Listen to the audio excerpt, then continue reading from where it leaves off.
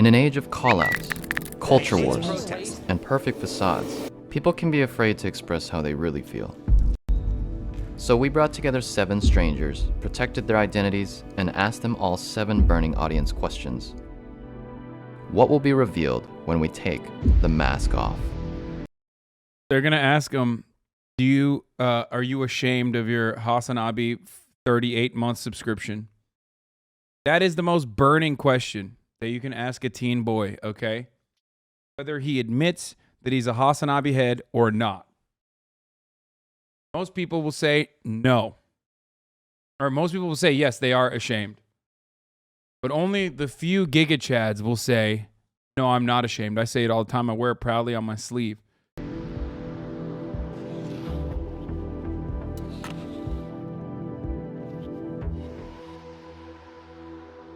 If the answer is yes, you will flip on your light. Do you watch porn?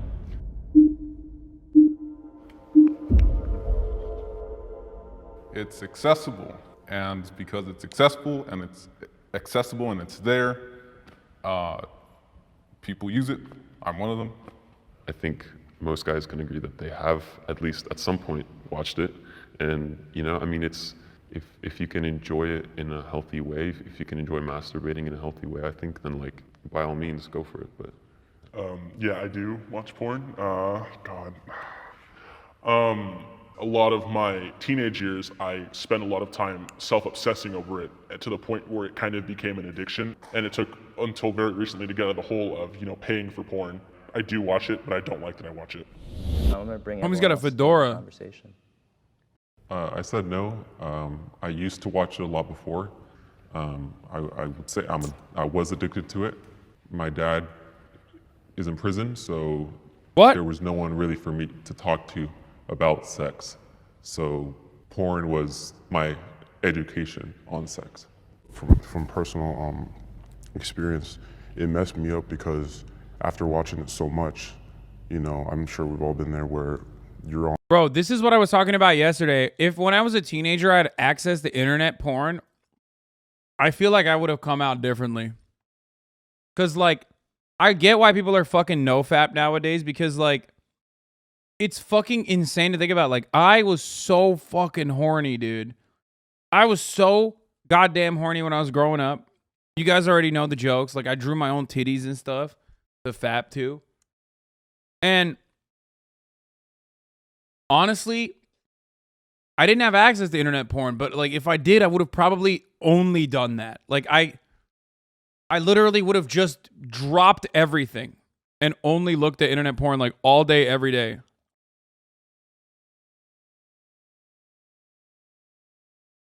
No internet in Turkey? You're not that old?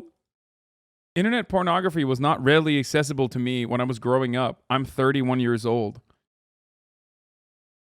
Especially because we had one family computer. Computers were not as commonplace. iPhones and shit did not exist when I was growing up, when I was young. You have to remember. Yeah, the PSP was revolutionary for me, for sure.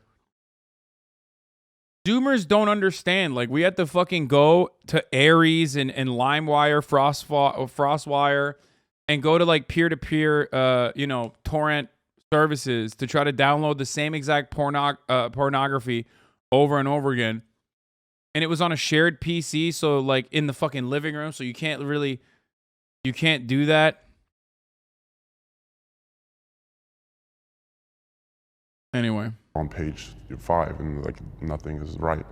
You're looking for that right video, but your dopamine receptors and everything is so messed up at this point that. Hey, what's your views on it though? I love porn. I think porn is great. What that kid said is really important. Remember, he said, "Oh, I didn't have a father figure in my life, so I had no one to teach me about sex. So porn taught me about sex." That's societal failure being placed upon a form of art and consumption. No, porn should never have the expectation of educating people, just like fucking Hollywood is not educating people. You know what I mean? You don't fucking look to Hollywood to educate your children. That's crazy.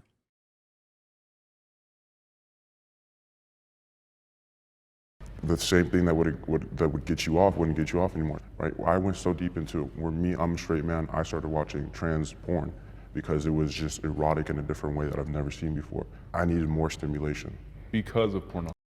Bro, homie just thought that watching trans porn was like bad. Maybe you just like, you know, maybe you just like it. I don't understand. Like, what's the... Dude, you are fucking asinine. That shit's dark.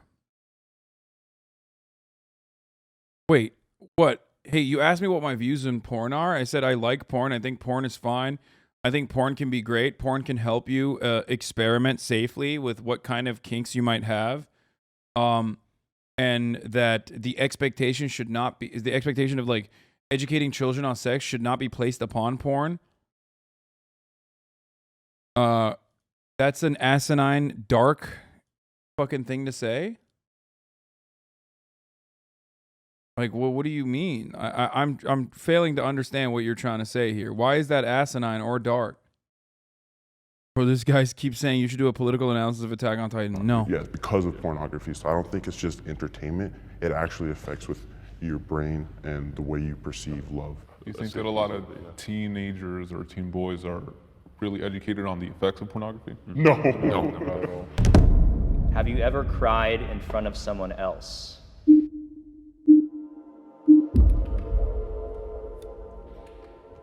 I wholeheartedly agree with the statement. I feel like it's easier to open up towards women, which is kind of embarrassing, but like, just quite frankly, I feel like they understand emotions more because they... No, porn is not great. Stop. No, porn is bad, guys. Bro, porn is more bad than good. Good luck. Brother, that's a crazy take, man. I don't know how else to describe this to you other than that's just crazy.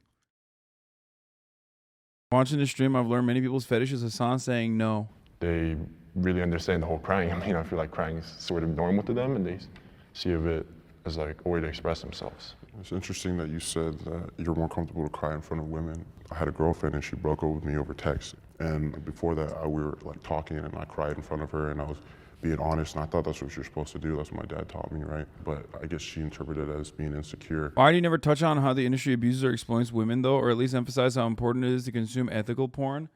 That's really interesting that you say that, considering that I've had quite literally multiple sex workers on this broadcast and have brought that up numerous fucking times and have talked about that extensively. So perhaps that's a you problem, as in you haven't sought that kind of information out.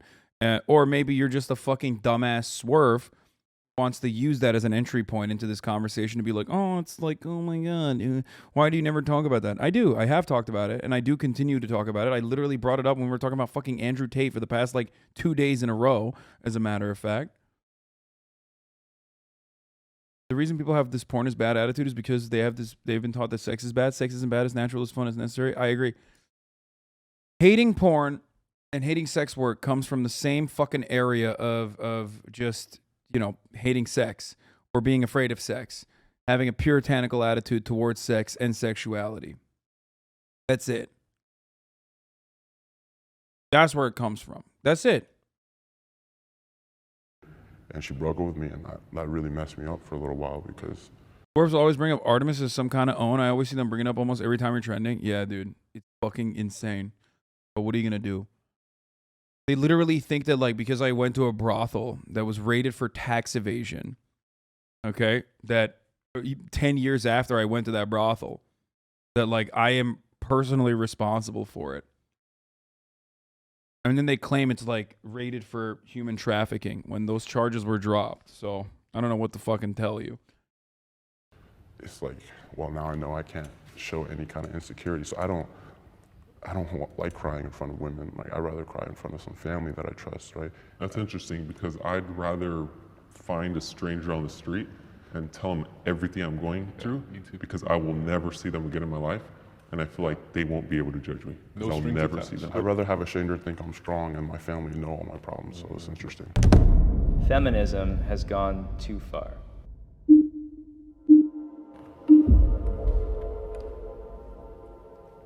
In the feminism movement, there's so much of tearing down men or trying to put men back in their spot.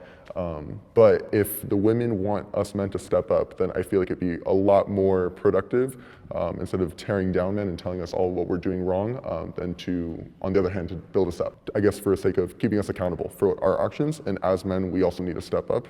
Giving females more opportunities to certain things, I just think that's quite unfair. And it's like, you got to put in the work, you got to put in the certain things to earn these things. And it's not like women are granted less access to these jobs. I mean, I know there's plenty of women who are in business, who are doing good things for America. I just find it counterintuitive that this whole feminist movement is advocating for equal rights in certain things when they already have access to them. I'm a feminist, I guess. I believe in the equality of men and women. I think that when we talk about feminism, a lot of it boils down to employment. I think that the bringing down of men, you guys keep on saying bringing down men and shaming them, I think that is way overstated. I have never been shamed for my maleness. I think, you know, if you look at any movement, there's definitely going to be like a radical portion of that movement. But at the same time, like I want to open up the question to you guys. Do any of you guys have personal experience? Let's go! Let's go, dude. That's what I'm talking about. Some smart ass fucking teens, bro. Talk about how feminism has gone too far. Brought down, you know, like to bring a woman up? A little bit like in high school. And it's not like the worst thing in the world. We have like an ASB my sophomore year, there was like happy thoughts, right? Like every Friday you just write something and you put it in the bin. It'll just be the girls and then some, you know, more of the feminine guys complimenting each other, which is not a Let's get back to this problem, but as they're complimenting each other, oh, look at you, you're killing it, and then they'll even like insult me. It went from being happy thought to build up Women Day. You know what I mean? I feel like there's a wall and we should break down that wall and focus on the human race. Not women, Like not men, not Mexicans, not this. We should all bring each other up. I've been anxious about my penis size.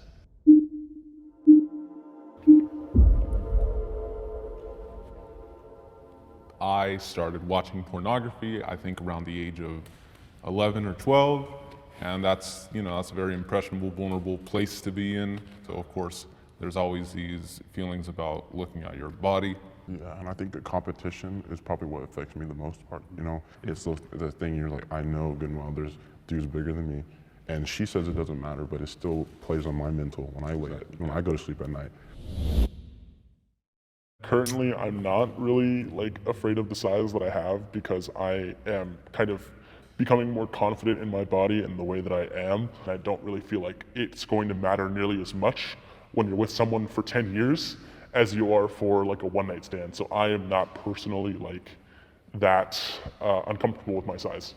Everything that you just said like is true, and like you just need to become confident in your own self by knowing what people really look for. But like, it's hard to get on Netflix and watch Euphoria and think like these are like grown-ass men playing high school people, and you think like they used fake penises though, and from what I understand, there's some fucking tea. Made me feel really happy when I heard about this, actually, in a fucked up way. But apparently they use fake cocks in Euphoria. I've never watched it. I don't know what the fuck goes on there, but I remember hearing about this.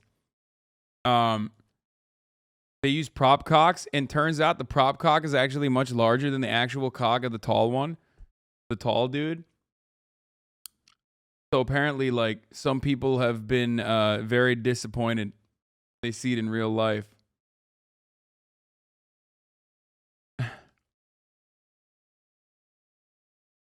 That's so crazy, dude. Holy shit. What a weird situation to find yourself in as an actor, because you're like, oh yeah, I'll use a prop cock. But then also at the same time, you're like, then everybody has the expectation that you're going to be fucking hung. Terrible. Speaking of prop cocks or stunt cocks, Willem Dafoe has a fat one. Okay, has a fucking fat one, and his dick is so big that what was the movie? Like, a director came out and once said that his cock was so girthy and so large that there's a fucking in the movie Antichrist, they had to bring in a cock stunt double because his dick was like out of place. Lars von Trier came out and said they had to bring in a stunt double cock to make the cock look normal sized.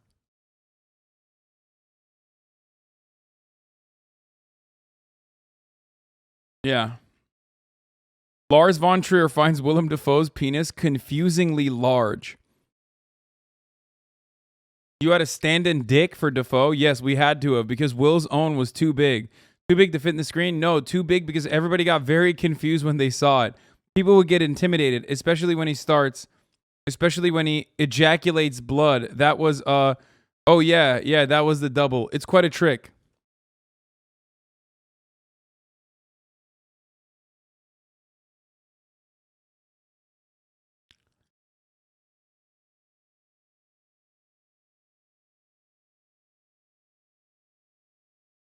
There's a video of Willem Dafoe hanging dong and running around, and it's fucking silly large. The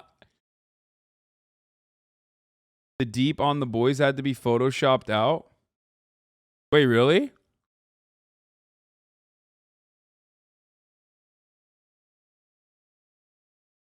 Someone link his cock. Any advice to small cock owners? Yes. Learn how to eat pussy. And also, don't let it fucking... don't let it ruin your life.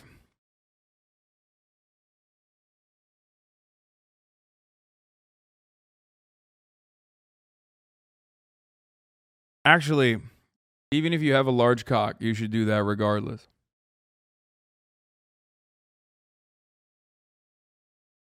A lot of people who didn't hear about it are going to find out without a link. No shot. Chase Crawford is that hot and has a massive cock.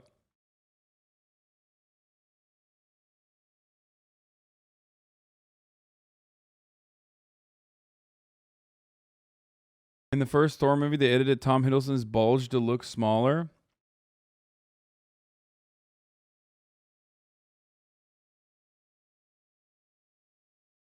If you have a small peeper like me, make sure you know how to find the clitoris and do finger exercises. I do judo, so my fingers are like machines. Good one, chatter. Are you speaking from experience? I mean, I'm quite happy with what I have. Let's just say that much.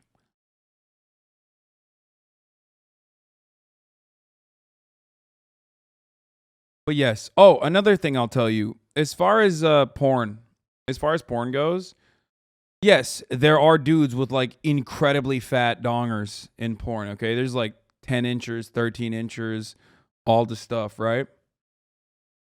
But ultimately, a lot of the porn dicks that you see aren't even that big. There's just camera angles and shit. Not the 13, but yeah, I forget. I'm just exaggerating. A lot of it is camera tricks. Like, I think, what is it? Like, the average porn cock is actually like 6 to 7 inches or something. And the girls are very tiny, too. And I can confirm, I dated a porn star. A very famous one, as you guys know.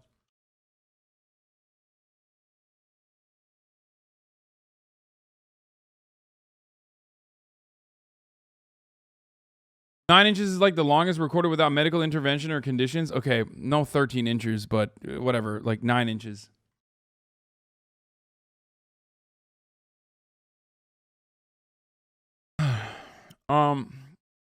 It's just that all the dudes are 5'5" and always skip leg day. What percentage of your audience is female, Hasan? Because I think it just went up 20%.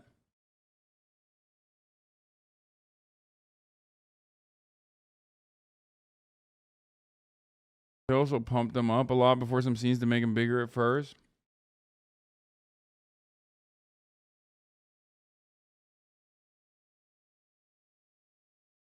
Also, losing weight will put inches on your penis, as I've said before. Well, that's not what I look like. And then you think about... What's the biggest misconception when dating a porn star, would you say? I mean, I can't speak for all porn stars. I have hooked up with plenty of sex workers. But in my experience, I think a lot of sex workers are more into like less kinky shit than you would think in their personal life. Missionary, straight missionary, just like regular missionary. Undefeated, it's goated.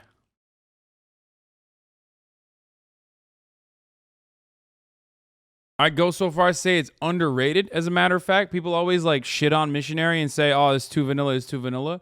No, it is. It's great.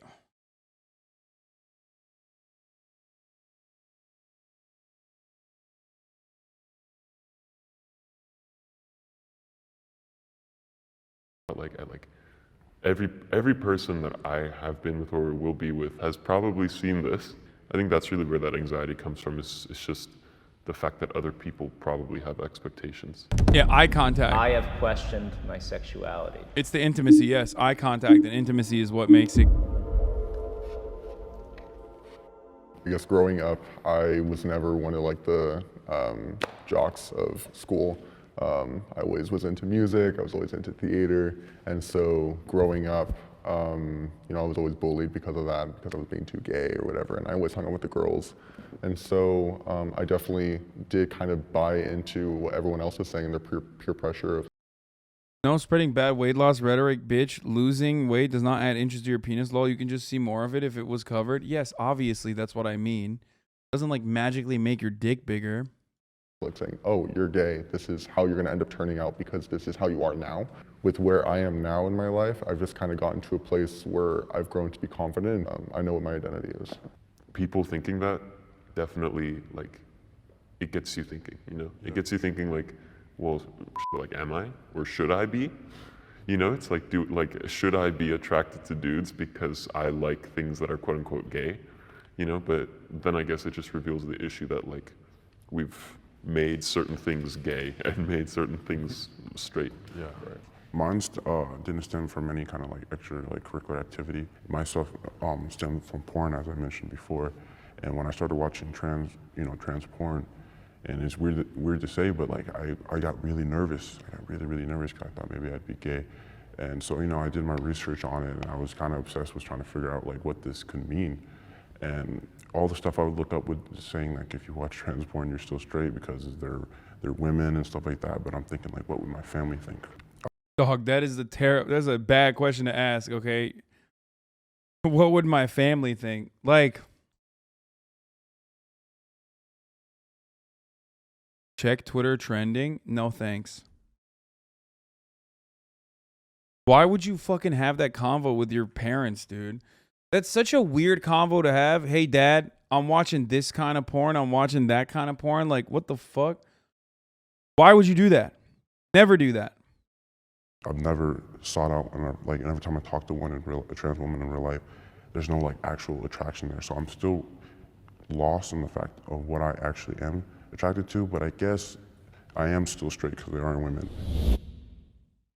Quite frankly, right now I feel happy with my sexuality, and I feel that it's not wrong to question your sexuality in terms of law in America. Like, you're free to question whatever you want. You can question your religion. Yeah. You can question your culture. It's just society is the things that constrains those certain things to be what's normal and what's wrong. Yeah, I feel like there's such a strong stigma to be straight, you know, like, or strong, like more like a pushing you into it, that even right now, I feel the desire to like explain myself, even though we're anonymous right now. I feel like I've only been with like actual like cis women, but like I know this, like no one is judging me. We're all here to be honest. But it's such a stigma that from the last 18 years of my life, that in this moment right now I feel embarrassed and ashamed for something that's just the way it is, I'm scared of dying.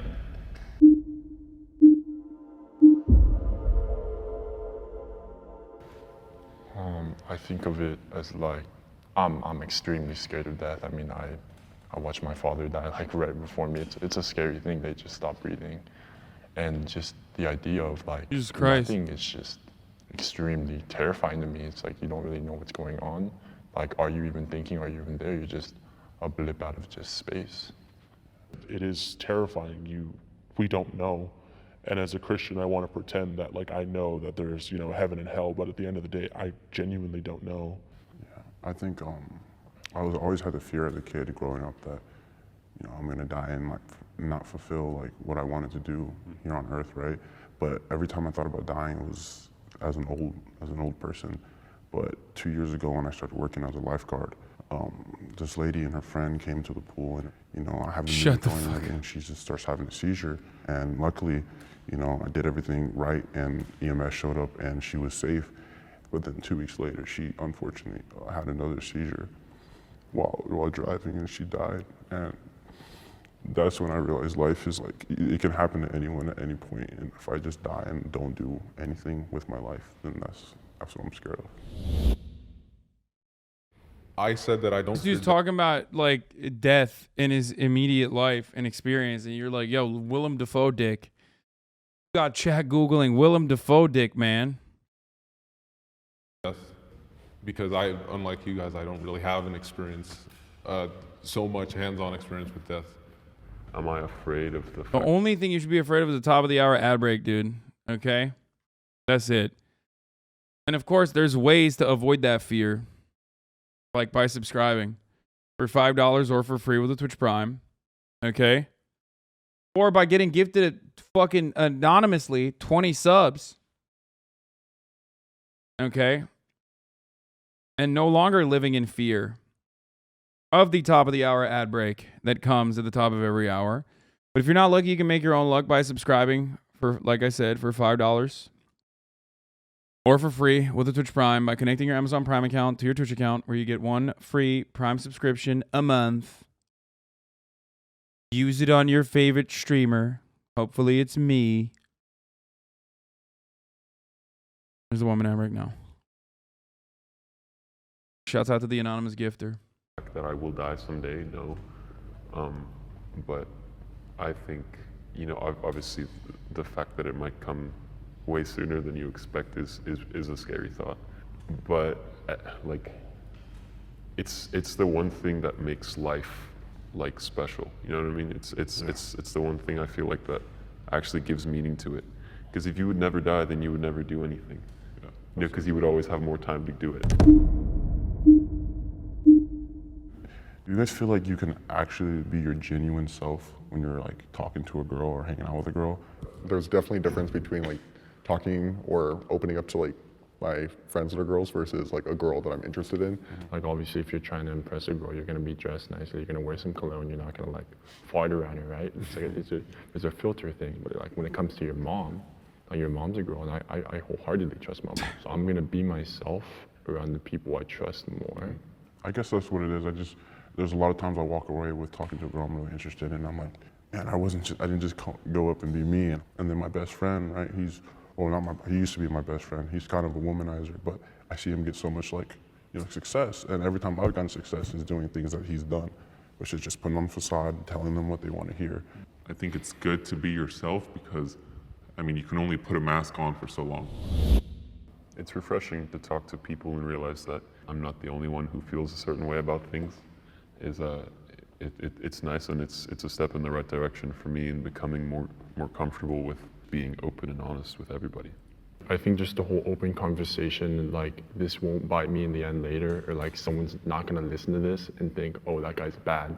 I have more safety of expressing my honest opinions, and whether those be good opinions or bad opinions, it's a better way to express one's true self without trying to be influenced by what high school is and all the people influencing you. Austin show. A big dick is nice to look at sometimes, and it's sometimes suck on, but not practical.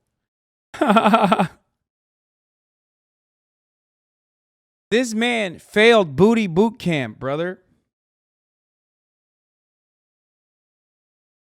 Okay, he couldn't get past the tutorial mission. The fuck does he know about big dicks? In high school, because frankly, high school is just popular culture, what people think is popular. He flunked out. Thank you so much.